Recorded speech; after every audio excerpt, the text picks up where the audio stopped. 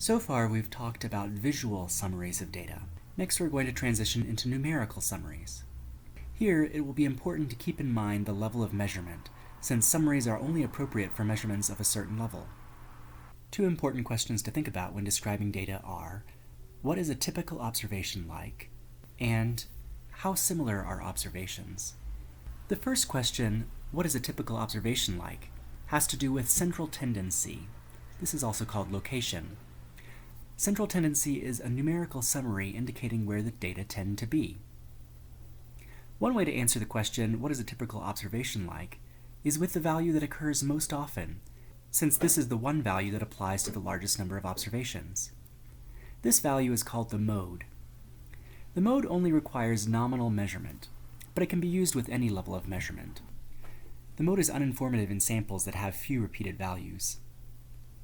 Let's look at this example of undergraduate enrollment by college at the University of Illinois in spring 2011. The college that has the most students is the liberal arts and sciences. That's the mode. Here we see a dot plot of exam scores. Notice how the mode isn't very informative since there are few repeated values. For variables that can be put in order, it's often the case that a distribution will have many observations near the middle and fewer observations at the edges. For this reason, another good answer to the question, what is a typical observation like, is the median.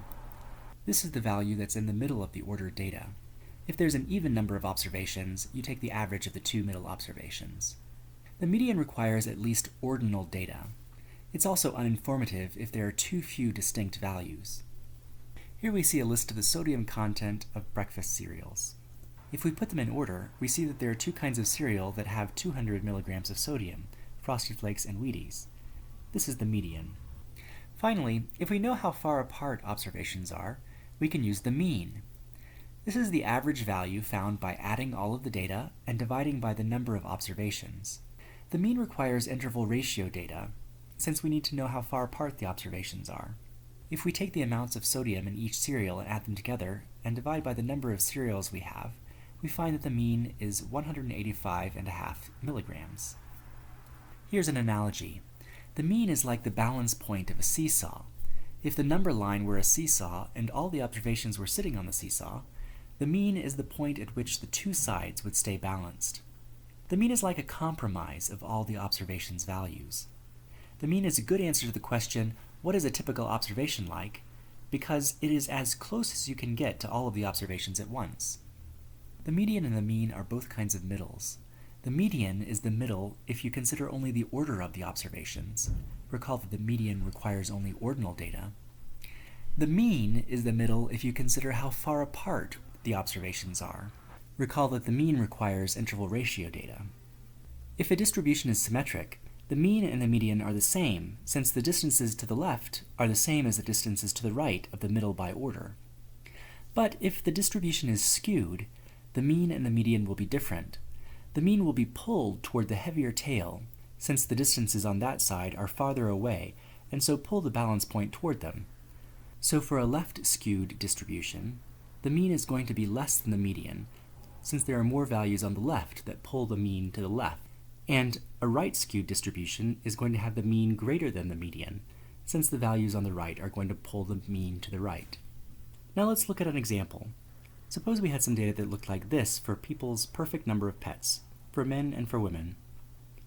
Notice that there are many repeated values, but few values are represented overall, only 0, 1, 2, or 3 pets. What's the median for men and women? It's 1. But glancing at the numbers, does it seem that men and women both think the same number of pets is ideal? No, women seem to like more pets. There are fewer zeros and more 2s and 3s. The mean, on the other hand, shows the difference between the two groups. One more important distinction between the mean and the median has to do with outliers. An outlier is a value that is distinctly apart from the rest of the data. Outliers may be cases that, for one reason or another, don't follow the same trend. Since we're mainly concerned with trends in statistics, we may sometimes choose to remove an outlier. Outliers affect some statistics more severely than others. We say that a statistic is robust or resistant if it's not strongly affected by extreme values. For example, the median is more robust to outliers than the mean. Take the set of numbers 2, 4, 6, 8, and 10. Here, the mean and the median are both 6. If the 10 were instead 100, the median is still 6, only the value at the end changed, nothing in the middle, but the mean shifts up to 24. Since the mean is more sensitive to observations at the high or low ends of the data, the median may be a better indicator of central tendency if there are a few observations way out there. When might this happen? For housing prices, salaries, and so forth, any sort of skewed distribution. Take a look at this distribution of income 2 years after graduation. The median is $24,000, but because of that one person who made the big time and has a salary of $150,000, the mean is $32,000, which is more than all but 3 of the observations. Here, the median is a better indication of what most of the observations are like. Here are some general guidelines for choosing a measure of central tendency. If you have nominal data, then you have to use the mode. There's no other choice. If you have ordinal data, you can either use the mode or the median. If you have only a few distinct values, then the mode or the mean if you have interval ratio data. And finally, if you have a heavily skewed distribution, or if you have big outliers, then use the median. In the end, sometimes it's a bit of a judgment call. So what about our second question? How similar are the observations to one another? This is called spread, a measure of how similar or dissimilar observations are. Two distributions can be the same in central tendency, but the observations in one may be all very close to the center, whereas the observations in the second may be quite spread out. We want to use a measure of spread to indicate how similar the observations are to one another. One simple measure of spread is the range. This is the minimum and maximum observations, or the difference between them. The level of measurement required for the range has to be at least ordinal, or interval ratio if you're going to talk about the difference. Let's take a look at a couple of samples from the green and the blue distributions. The range of the green distribution is from negative 0.72 to positive 0.82. That's a range of 1.54. The range of the blue distribution is from negative 1.72 to positive 4.41. That's a range of 6.13. The range for the blue sample is much greater than the range for the green sample, indicating that there's much more spread in the blue distribution. That is to say, the observations of the blue distribution are not as similar to one another as the observations of the green distribution. Note that the range is highly sensitive to extreme values. It's similar to the mean in its lack of robustness. To get a more robust version of the range, we can rely on quartiles. A quartile is a point that divides ordered data into fourths. For example, in our green and blue samples, we can divide the observations into 4 groups: here, here, and here. These are the quartiles. From the quartiles, we can calculate the interquartile range. This is the difference between the first and third quartiles. To compute the interquartile range, we have to have interval ratio data. For the green sample, the first quartile is negative 0.18, and the third quartile is 0.33. So the interquartile range is 0.51. For the blue sample, the first quartile is negative 0.54, and the third quartile is 1.61. So the interquartile range is 2.15. Notice that the interquartile range for the blue distribution, 2.15, is bigger than the interquartile range for the green distribution, 0.51, indicating that the observations from the blue distribution are less similar to one another than the observations in the green distribution. The interquartile range is more robust than the full range. One rule of thumb for identifying potential outliers is to look for observations that are more than 1.5 times as far as the interquartile range above or below the first or third quartile. Based on the range and the quartiles, we can construct a quick depiction of a distribution with a box plot. This is a graph showing the quartiles of a distribution. You draw a box from the first to third quartiles and put a line at the median. Then you draw whiskers to the minimum and maximum observations, excluding any potential outliers. Potential outliers are shown separately. Remember, these potential outliers are more than 1.5 times the interquartile range away from the first or third quartile. Let's take a look at these data. We can divide the sample into 4 pieces. The first quartile is negative 1.59.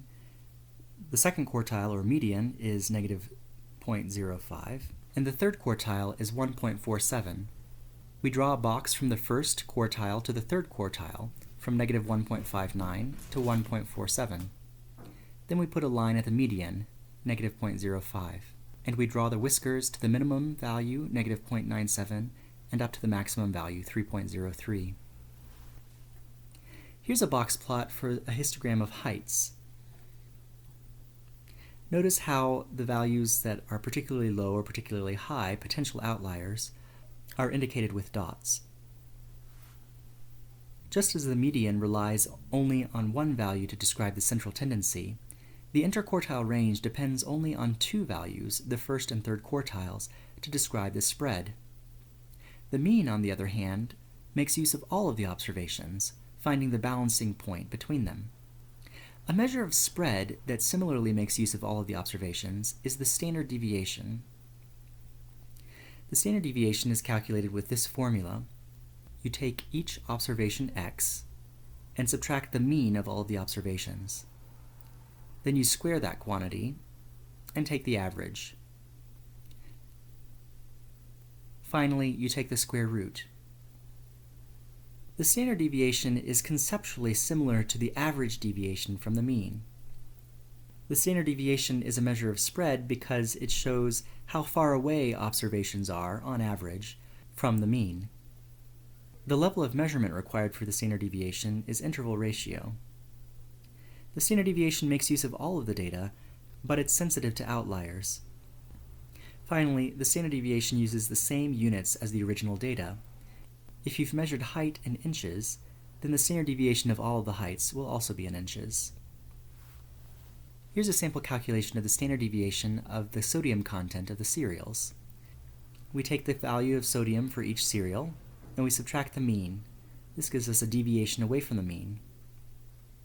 Then we square it. For example, for Honey Smacks, we take 70, which is the sodium content for Honey Smacks, and we subtract the mean, 185.5. This gives us negative 115.5. Then we square that. That gives us 13,340.25. We do the same thing for Honey Nut Cheerios. 250, subtract 185.5. That gives us 64.5. Square that, and we get 4,160.25. We do that for all of the cereals. Then we add up all of the squared deviations. That gives us 96,445. Then we divide by 20, which was 1 less than the number of observations we had. And we take the square root. That finally gives us 71.3. 71.3 is the standard deviation for this sample. Like the rule of thumb for the interquartile range, the empirical rule tells us that about 95% of the data will fall within 2 standard deviations of the mean.